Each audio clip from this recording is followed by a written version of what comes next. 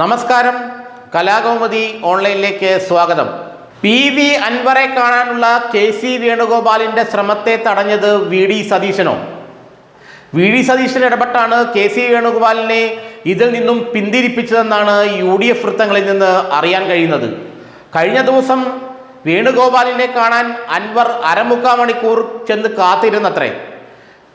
അൻവറെ താൻ നേരിട്ട് കാണുമെന്നും communication gap ഉണ്ടെങ്കിൽ അത് പരിഹരിക്കുമെന്നും അൻവറെ കൂടെ നിർത്തി മുന്നോട്ട് പോകുമെന്നും വേണുഗോപാൽ പ്രഖ്യാപിച്ച് മണിക്കൂറുകൾക്ക് ശേഷമാണ് അൻവർ അദ്ദേഹത്തെ കാണാനെത്തിയത്.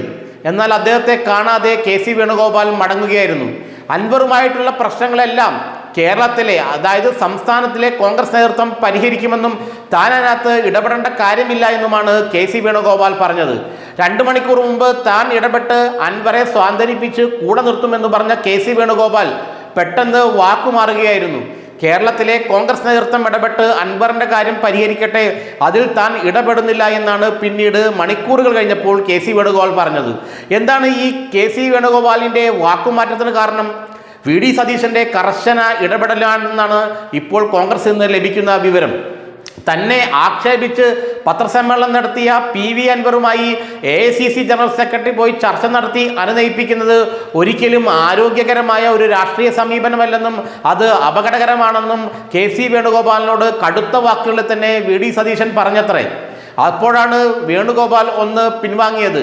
തനിക്കെതിരെ വളരെ മോശം പരാമർശങ്ങൾ നടത്തുകയും UDF ചെയർമാനായ തന്നെ പൊതുജന മധ്യത്തിൽ ആക്ഷേപിക്കുകയും ചെയ്ത അൻവറെ പെട്ടെന്ന് പോയി കണ്ട് അനുനയിപ്പിച്ച് അൻവർ പറയുന്ന കാര്യങ്ങൾ അംഗീകരിച്ച് അദ്ദേഹത്തെ മുന്നണിയിലേക്ക് കൊണ്ടുവരാൻ എടുക്കുന്ന നടപടികൾ കോൺഗ്രസിന്റെ തന്നെ ഭാവി കാലത്തിന് ചേർന്നതല്ല, അല്ലെങ്കിൽ കോൺഗ്രസിന്റെ ഭാവിയിലേക്കുള്ള പോക്കിന് അപകടം ചെയ്യുമെന്നാണ് സതീശൻ വേണുഗോപാലിനെ ധരിപ്പിച്ചത്.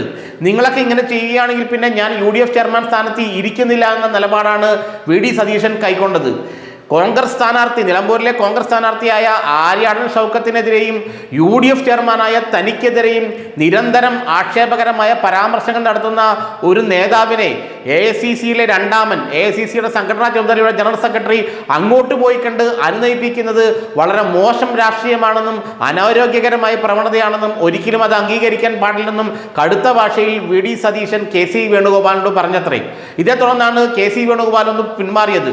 കാരണം സതീശന്റെ വാക്കുകളെ അവഗണിച്ചുകൊണ്ട് വേണുഗോപാലിന് ഒരിക്കലും അൻവറെ UDFിലേക്ക് കൊണ്ടുവരാൻ സാധിക്കില്ല, അല്ലെങ്കിൽ അൻവറെ അനുനയിപ്പിക്കാൻ സാധിക്കില്ല, അൻവറിന്റെ കാര്യത്തിൽ പരിഹാരമുണ്ടാക്കാൻ സാധിക്കില്ല. കാരണം കോൺഗ്രസിന്റെ നിയമസഭാ കക്ഷി നേതാവും UDF ചെയർമാനും പ്രതിപക്ഷ നേതാവായ സതീശനാണ്. സതീശനും വേണുഗോപാലും തമ്മിൽ ഈ വിഷയത്തിൽ ഏറ്റുമുട്ടൽ ഉണ്ടായാൽ പോലും അത് വലിയ തോതിൽ കേരളത്തിലെ കോൺഗ്രസിനെയും തെരഞ്ഞെടുപ്പ് പ്രവർത്തനങ്ങളെയും ബാധിക്കും. ഇത് മനസ്സിലാക്കിയ വേണുഗോപാൽ പതിയെ പിൻവാങ്ങുകയായിരുന്നു.